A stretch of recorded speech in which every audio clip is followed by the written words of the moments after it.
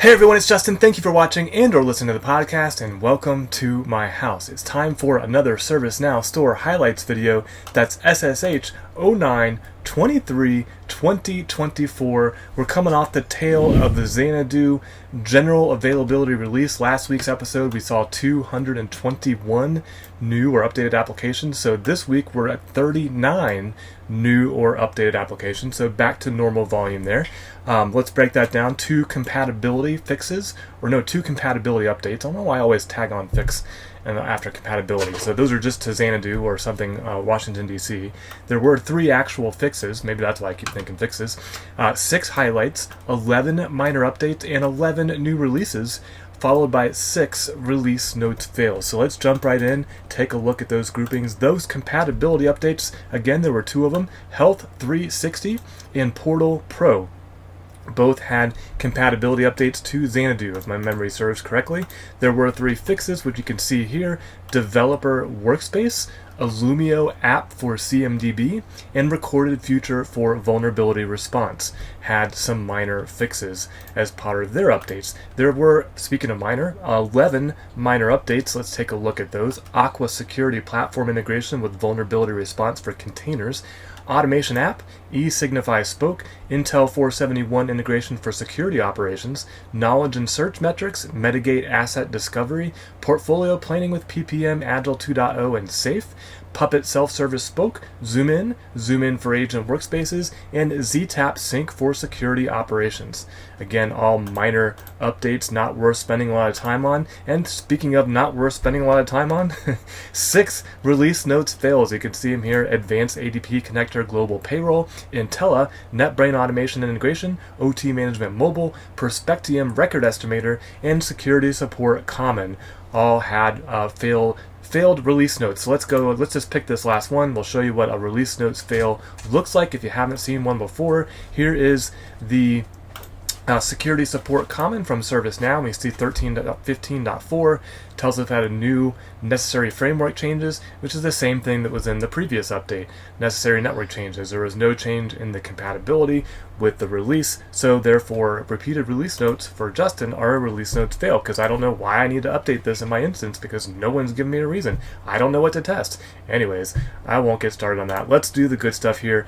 11 new releases since our last episode. Let's take a look at the first one there: Advanced ADP Connector Next Gen HCM, bringing ADP Next Gen HCM in ServiceNow for effortless HR data sync. Key features: ServiceNow integration with ADP Next Gen HCM. We do have some screenshots. First is a laptop with ServiceNow on the screen showing a worker, Aaron Carter, and his demographic details. Next screenshot is mapping assets. We're looking at mappings assist with a dialogue or some 1, 2, 3, 4, almost like a guided setup. Next is a real-time employee profile updates showing a list of event queues. And next screenshot is showing a list of work locations. And then the next screenshot is, it's not a screenshot, it's like a marketing benefits slide with a nice lady behind smiling at us. And next one is another slide showing features, and some more features, and some more features, and another marketing slide, and an introduction slide, and we're back to the original screenshot. So that's what's new from the team at Advanced Solutions Corp. Next new release is going to be the Akeyless Access Manager? Akeyless Access Manager? Maybe I said that right? Akeyless. Akeyless or Akeyless? I'm going to go with Akeyless because it's access and keys have access. I don't know. Streamline and secure access requests is the tagline for this one. They do have a bit more in the key features here, so let's take a look.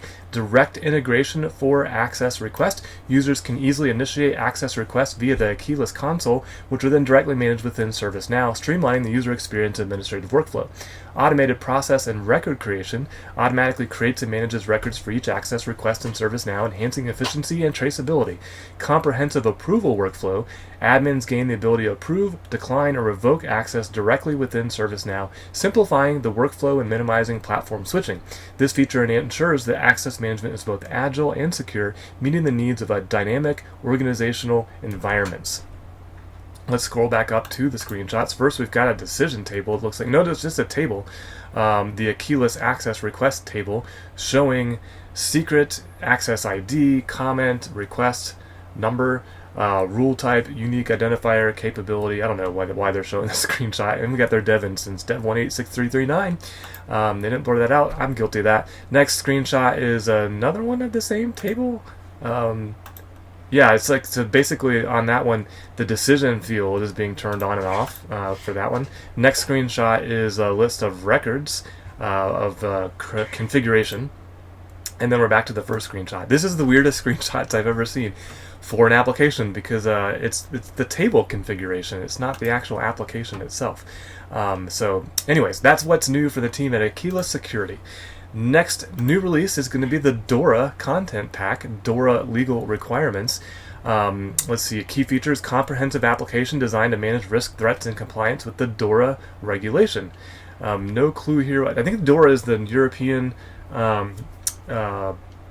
legislation that got passed around privacy. I believe that's what that is, so don't quote me on it. They do have some screenshots. First one is a threat. It looks like under Advanced Risk Threat Management, so we're looking at a threat record in the specification tab. Next screenshot is an entity record in ServiceNow with some threat relations showing that threat that we were just looking at, I think. And then the next screenshot is a business rule for associating threats. And the next screenshot is the first screenshot, so we cycled through 3 of them there. So that's what's new from the team at Conware Solutions Incorporated. Next new release is going to be EclecticIQ Intelligence Center Integration for Security Operations, a sophisticated client-server threat intelligence platform for gathering, enhancing, analyzing, and seamlessly sharing intel within your secure network. Key features: configure EclecticIQ app in ServiceNow with granular controls for automated workflows. Look up observables in EclecticIQ from ServiceNow, either manually or automatically. Pull observables in EclecticIQ from ServiceNow automatically based on certain dataset defined in EclecticIQ.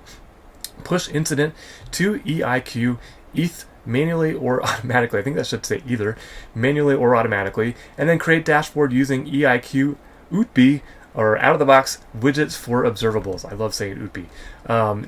Screenshots for this one. The first one is the configuration. When you go into SecOps, there's a panel or a menu item for integrations, security integration. So we're looking at that page, and the modal that popped up is for the EclecticIQ configuration, asking for the API token, API version, and some other fields there. Next screenshot looks like it's Eclectic Entities. Next screenshot is an observable in ServiceNow. Next screenshot is a create report in EIQ. So there's a UI action at the top. We're looking at a security incident for create report to EclecticIQ. Next screenshot is the create citing to EclecticIQ, showing the UI action in the upper right. And then we're back to the configuration screen we saw in the beginning. And that's what's new from the team at EclecticIQ BV. Next new release is going to be Falaina Access. I hope I'm saying that right. Request for application account and entitlement access powered by next-gen Falaina IAM, or Identity and Access Management, I believe is what that stands for. Key features: raise a request from Falaina Access, raise a request on behalf of another user from Falaina Access, request approval process. Falaina Access app roles will work with the same as Falaina web app and track all your requests and their status. They also have screenshots. First one is going to be the approval page in the portal, showing the approval request for a requested item, and shows the account type, the user, the type of access, and what access they're adding, the start date, the end date, and a comment. Next screenshot is a list of many approvals. It says admin approvals page, but there's a lot there for someone to go in and approve. Next screenshot is the drop down of approvals also on the portal. So there's an approvals button or approvals menu item at the very top showing a drop down of all those approvals waiting to be approved. Next screenshot is the application access form in the portal. It's showing I wish I could zoom in. Can I zoom in? Yeah, that was a little better. Showing the user, the entitlement or target system, and then there's a list of like boxes down below of their existing and possible access, because I see some that say existing and some say select. Then there's a valid from, valid to, and add comment. So interesting screenshot there. Now I'm in full screen mode and need to get out. There we go. Let's see. Next screenshot is the first screenshot we saw with the approval record in the portal. And that's what's new from the team at Falaina PTE Ltd. All right, next new release is going to be the Google Threat Intelligence app for vulnerability response. Google Threat Intelligence app for vulnerability response is what the tagline says, and I just repeated it. Key features: the vulnerability response app, powered by Google Threat Intelligence, enhances a security posture by providing the following features: CVE enrichment, gain deeper insights into customer-reported vulnerabilities with comprehensive information and context. CPE string enrichment, improve vulnerability identification and management by enriching common platform enumeration strings. I didn't know what CPE was, now I know. Expanded coverage, access Google's vast threat intelligence database to uncover and address a wider range of vulnerabilities. There are screenshots on this one too. Let's take a look. First up is going to be the Google TI vulnerabilities. It looks like we're in the analytics center or the platform analytics, and someone's opened the dashboard in the new dashboard. So this is the first time I've seen a third-party app in the store using the new platform analytics dashboarding capabilities, which is what everybody should be doing, because reports and dashboards in the legacy UI have been deprecated as of Xanadu. So pay attention to those release notes. Next screenshot is showing the vulnerability chart. Next screenshot is the all Google TI threat intelligence vulnerabilities, and it's just a list view of them all. And then the next screenshot is the configuration for this integration. Next screenshot is the integration admin record, showing basically the schedule that the integration is going to run, some data sources and vulnerability integration runs, a list of them there at the bottom on a related list.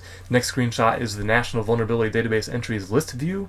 Next screenshot is the vulnerability CVEs, the list view of that as well. Next screenshot is the vulnerability softwares using the CPE's Google TI enriched view. A couple of them had a Google view there, I just noticed it just now.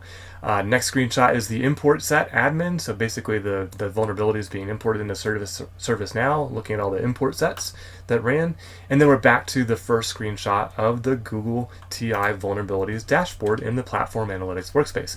And that's what's new from Google LLC. Next new release is Kyndryl Catalog CI Wizard, creation and updates of configuration items, or CIs, using an easy-to-use rules engine. Key features of this application include a base set of rules that can be added/updated as per your requirements, a reusable flow to automatically trigger from an SC_task as a child task of a rhythm to process the CMDB update, and a reusable flow to automatically trigger to a change_task as a child task of a change request to process the CMDB update.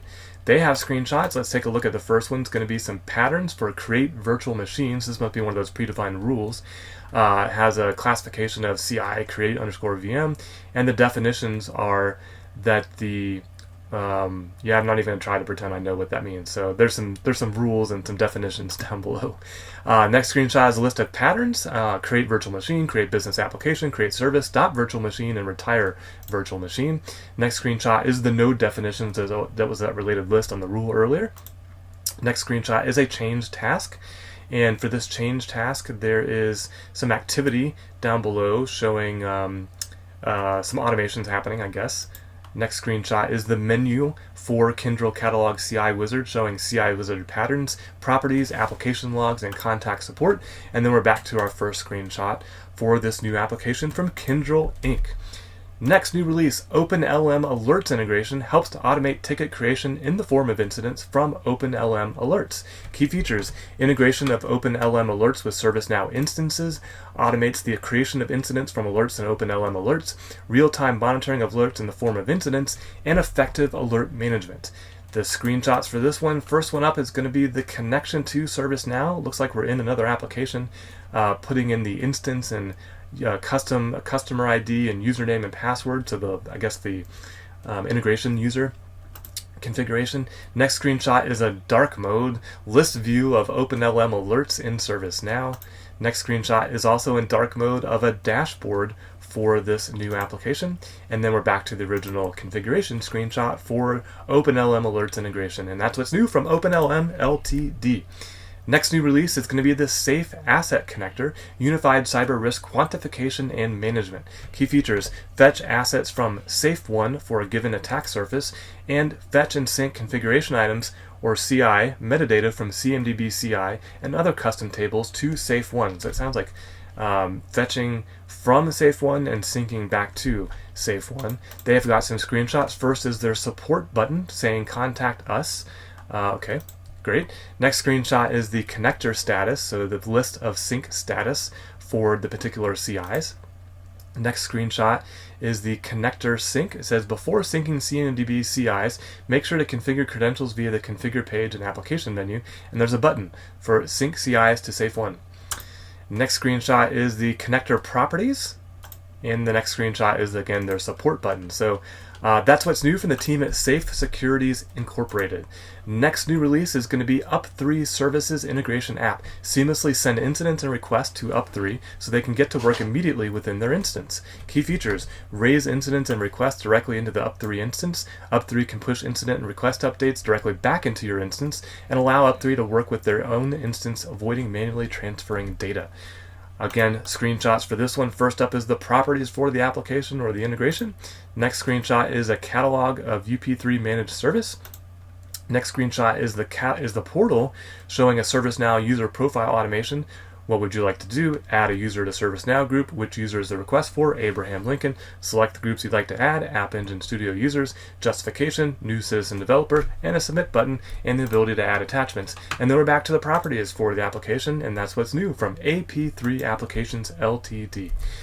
Next and last new release is from ServiceNow. It's called What's New. Enables employees to stay up to date on newly released and upcoming features of the employee/customer portal.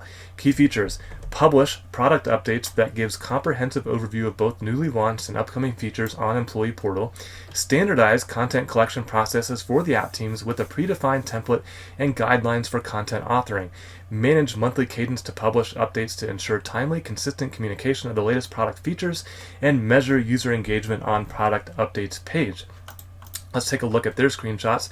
First one's a bit hard to read, so let's make that one bigger like we did before. What's new feature announcement request? It's an intake form to announce features and enhancements, be it recently launched or coming soon.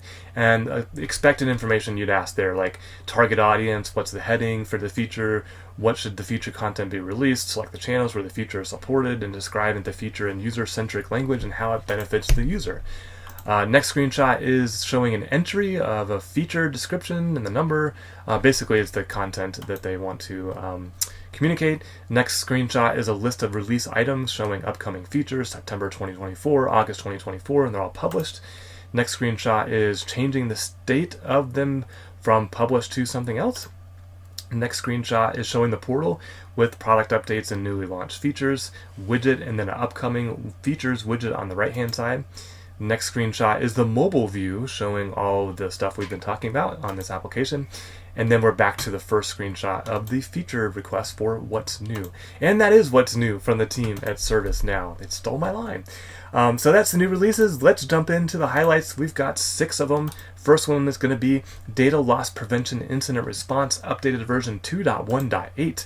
And in this version, they've introduced evidence file storage. Users can now store the evidence files in both ServiceNow and external storage. This enhancement provides the flexibility to manage evidence files, allows the user to choose their preferred storage method. Internal, which is the ServiceNow storage, offers quick access within the application, while external storage allows the increased capacity and backup options. New state, delete file. A new state called delete file has been introduced. And approval flow. An approval flow feature has been added to streamline the processes. This feature now allows a structured approval processes within the application. Users can submit requests that require approvals by ensuring that important decisions are reviewed and authorized by designated personnel. This not only enhances the accountability, but also improves collaboration and communication between the team members. All right, let's take a look at our second highlight. It's also going to be DLP. DLP Incident Response Integration with Proofpoint. Updated to version 1.0.10, and we're going to have to scroll down for the release notes. And I'm going to summarize this because it's actually a little bit different. New evidence file storage. Users can now store the evidence files either in ServiceNow or external storage. That's kind of what we just saw before. But 2, release quarantine feature. A new quarantine feature has been implemented to enhance the security and data management. This feature allows the potential harmful files or events to be isolated temporarily by preventing them from affecting the rest of the system. Users can review quarantine items and decide whether to delete, restore, or further analyze to ensure a more secure environment. And the third new feature, file download for email SMTP events. Users can now download the files associated with email SMTP events. This functionality facilitates better record keeping and tracking of email-related activities. Users can download and save the relevant files directly from the SMTP events, streamlining workflows and improving accessibility to important information. All right.